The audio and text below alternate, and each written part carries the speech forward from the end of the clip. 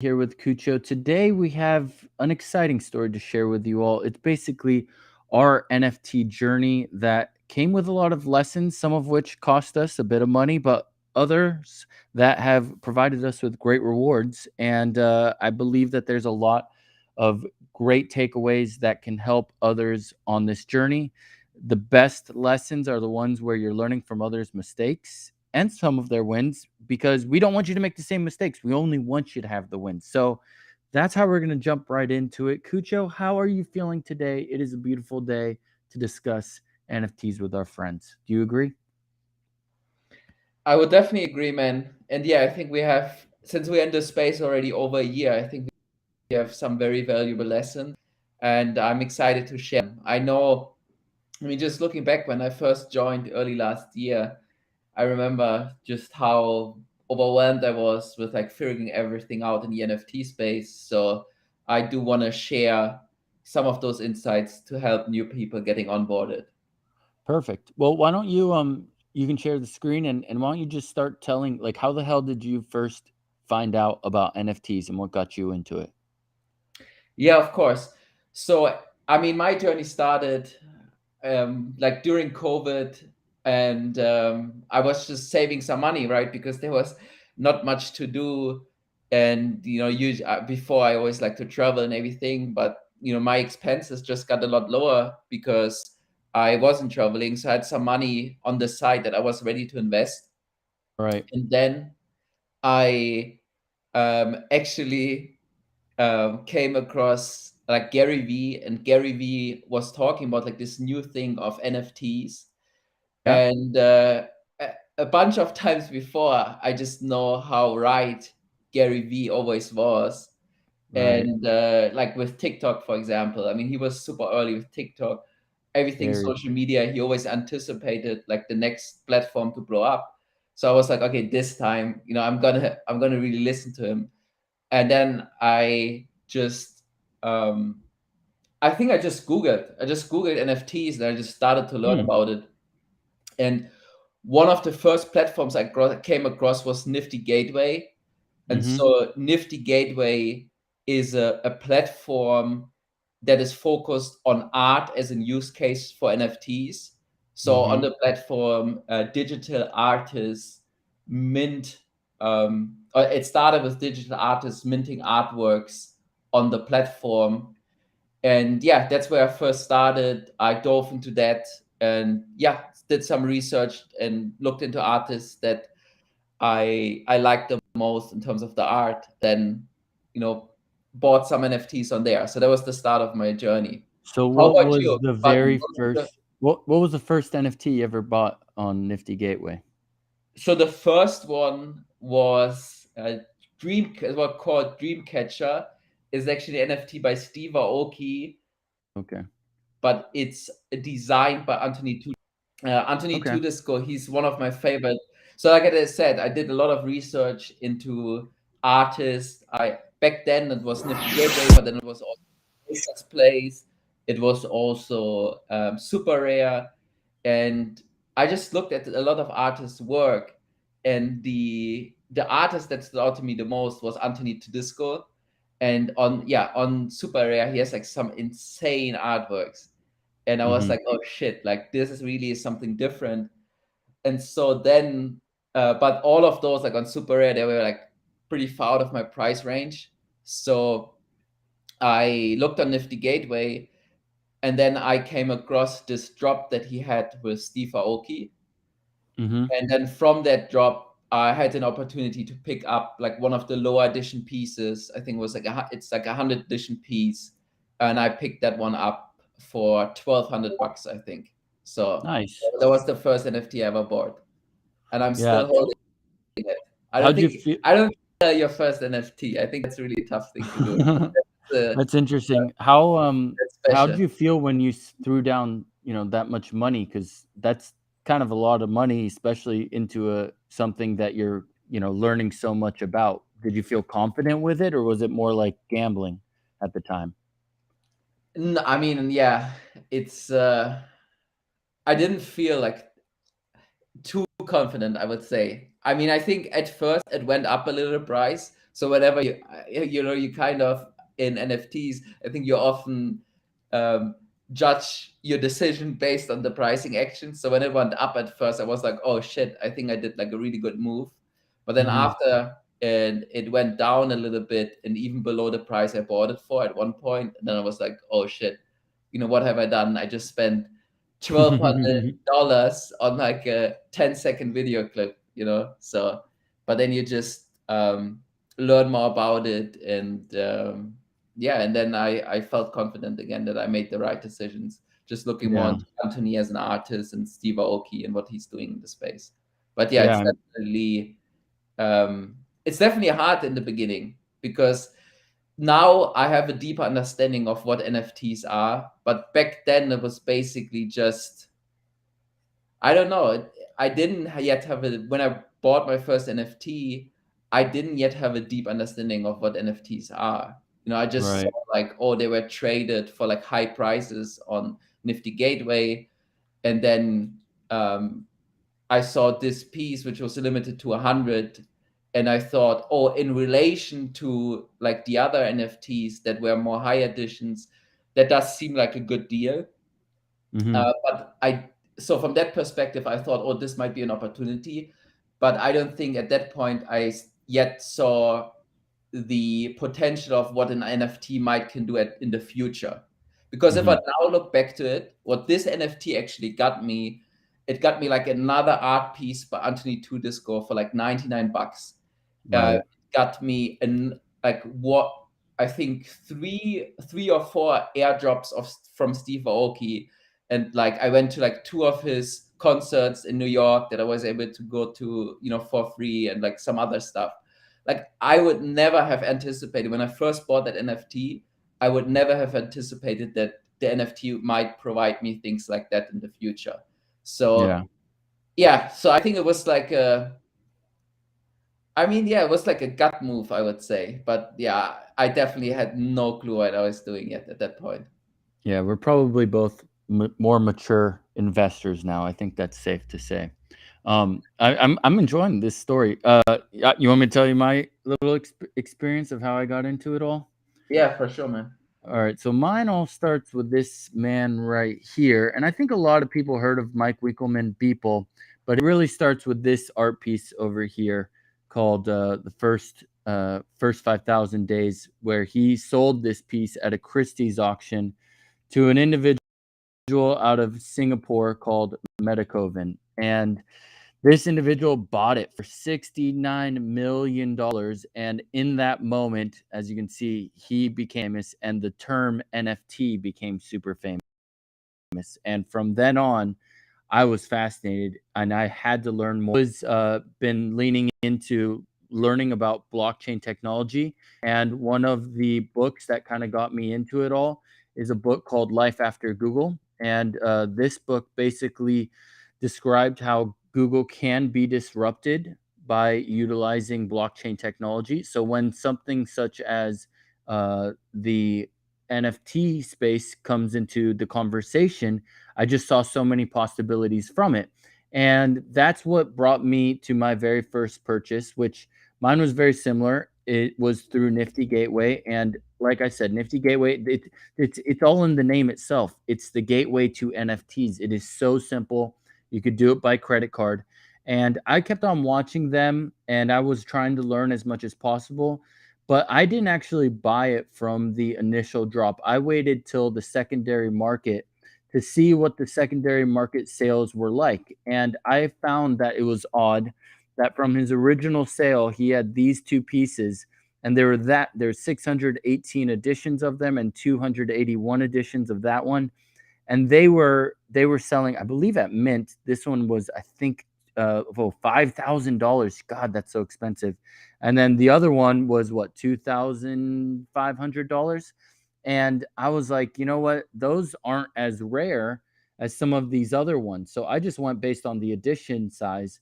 And the first one that I ended up buying was called Squish right here. And like you mentioned earlier, this is with Anthony Tedisco. And what I love about this piece is it looks so freaking real. Like they look like melting jelly beans that have a personality of themselves. I'm not a huge fan of that cartoon character with Steve Aoki. And it minimized that, and it just really focused on like this like kind of unique texture style of 3D art that I loved, and the music was great with it. So I got in on it. It was a little bit expensive, but I got in less than the price of the open editions. And like I said, this one's only got 35 editions. So I felt like that was a pretty good bet. If there's this much demand and this much discussion about Steve Aoki, lower the supply. And as long as the demand remains strong, then those should do well over time. My wife told me she really, really liked this piece a lot. So when we got home after a couple beers, we ended up buying this one too. And those were big purchases for me. I mean, like for us to go in, it was like, dude, we are actually spending money in a form that we can clearly see that it can provide a good return, but at the same time, we are risking a lot of money, but let's look at it like a bit of an education. And that's kind of one reason why we're having this discussion with you all, is because there was a lot of lessons that we learned in these first ones. And a big question would become, well, what was the return on investment? And so I'll be straight up honest with you guys. I think I paid approximately like 2,500, 2,400 for these, around there. Obviously, last sold for $2,000. And to top that off, the last time that it was sold was 4 months ago. So it's not a very liquid asset.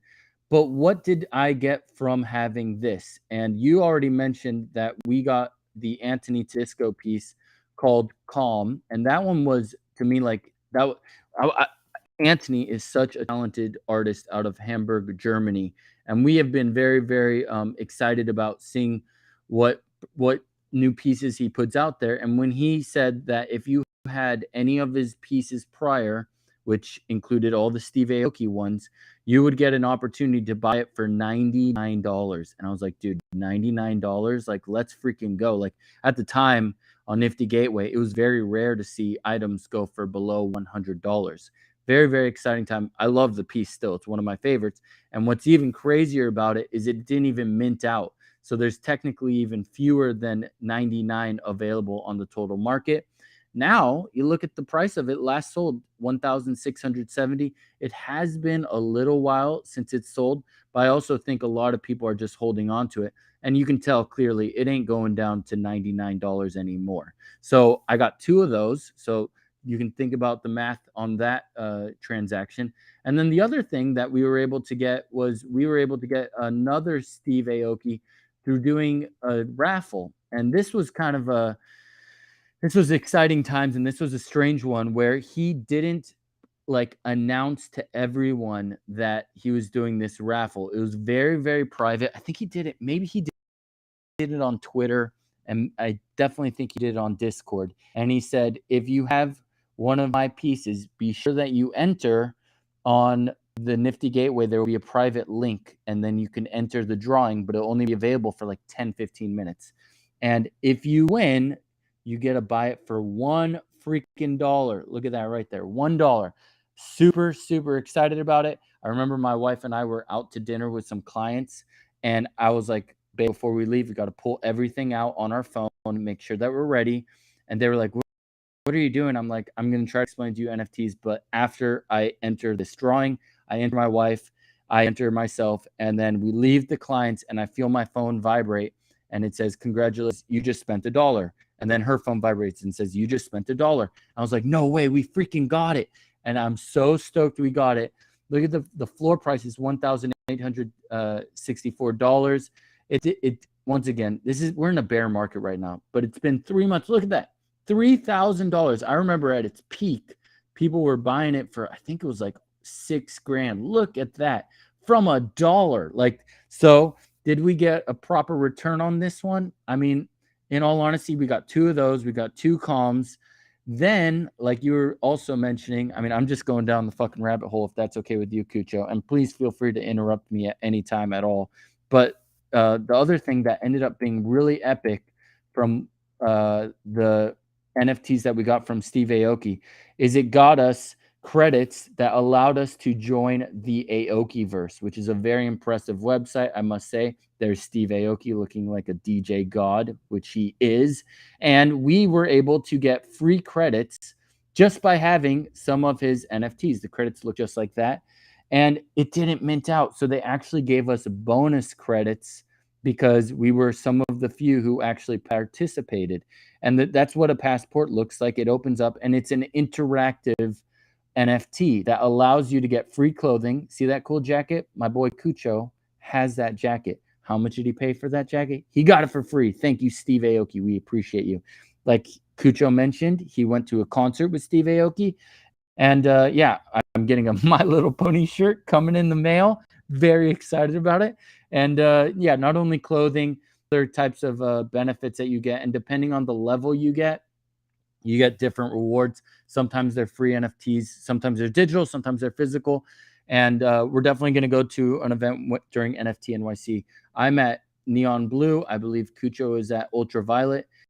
And a lot of that just came from holding the NFTs that Steve Aoki put out there. And so, yeah, it's a crazy ecosystem. But yeah, Steve taught us a lot, man. And I'm very, very grateful for it. So even though we're in a bear market, the main lesson that I took away from this whole journey is me and you, we have the idea of like, screw it, dude. We gotta hold on. Look at what Steve Aoki provided us from our first purchase. Now, if we were to do it again, maybe we wouldn't have spent so much money, and there's perhaps a better time for us to enter. I believe, Kucha, you should probably tell your story. When the Nifty Gateway bubble burst, so after we got in, I think it was around like March, maybe February of 2021. There's a bubble burst around April, May of 2021. And then these crashed. Remember, this one was sold for $5,000. These crashed really bad. And Cucho, you were buying them up left and right, probably around this price, maybe even less. And that would have been the better move to get into the NFT space. But those are the kind of lessons that we're picking up. What you want to mention? You want to explain some of that part of your journey, or like what? Do you have any questions about what I've been explaining just now? No, I think it's great, dude. That was really great insights.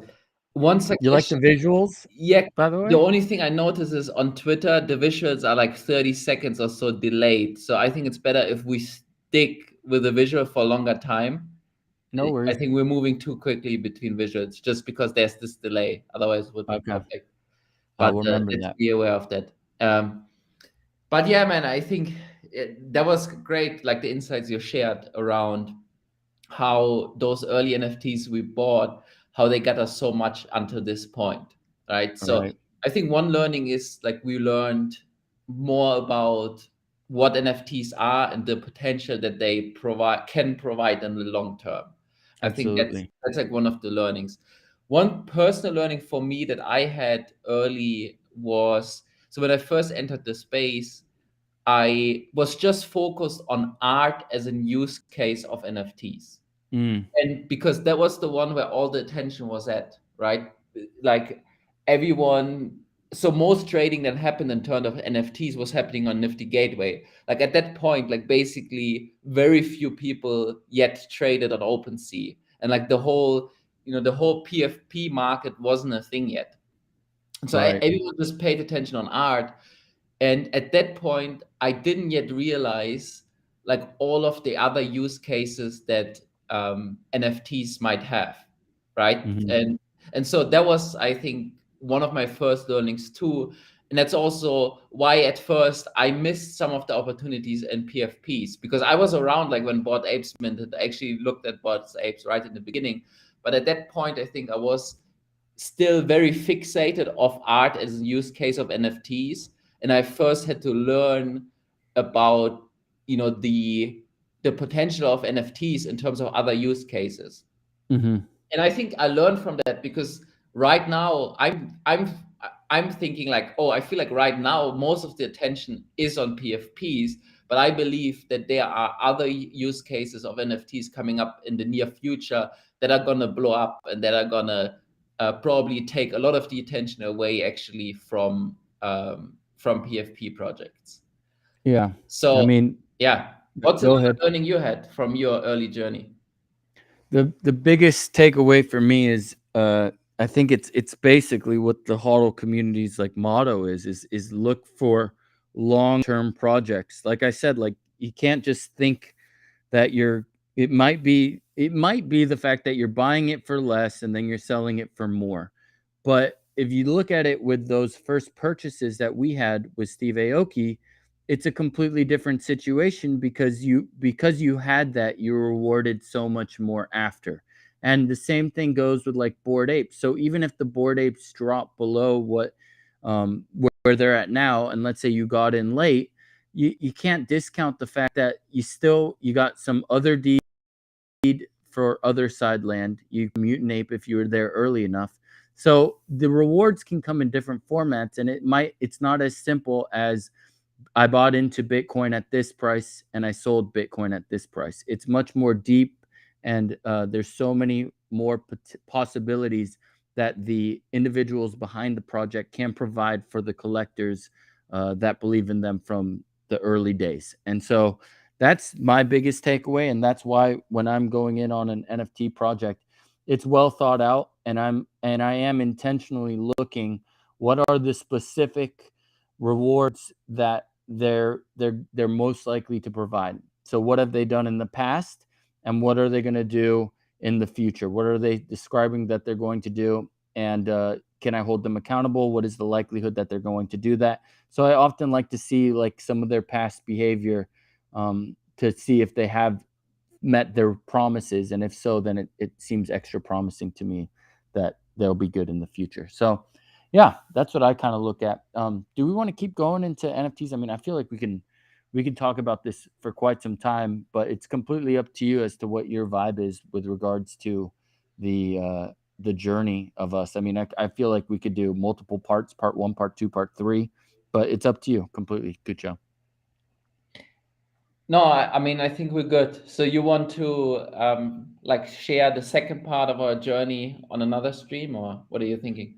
Yeah, my thought is, if I'm going to explain to you guys the next phase of my journey, it will definitely have to be about this individual who I have a lot of respect for, called Pack, and more specifically, the fungible collection, which is extremely complicated, but I think it does deserve the time required to explain how it works, and for me to explain the lessons that I learned from that one.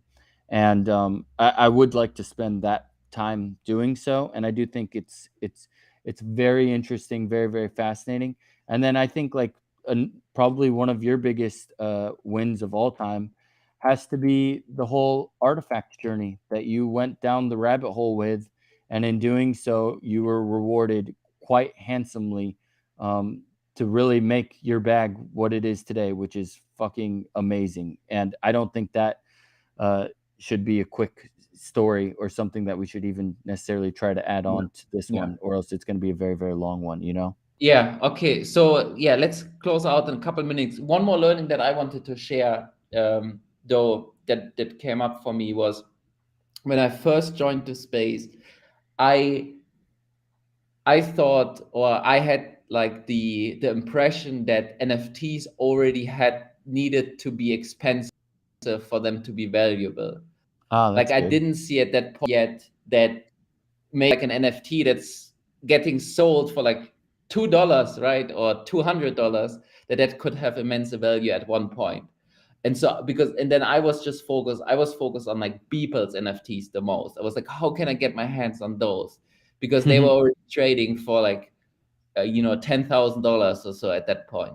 They're still And so expensive. It's crazy. yeah, but I didn't see yet, like I said, at that point, I didn't realize that the biggest opportunities are when you don't find, not by buying the assets that are already super expensive, but by finding the assets extremely early that have huge potential.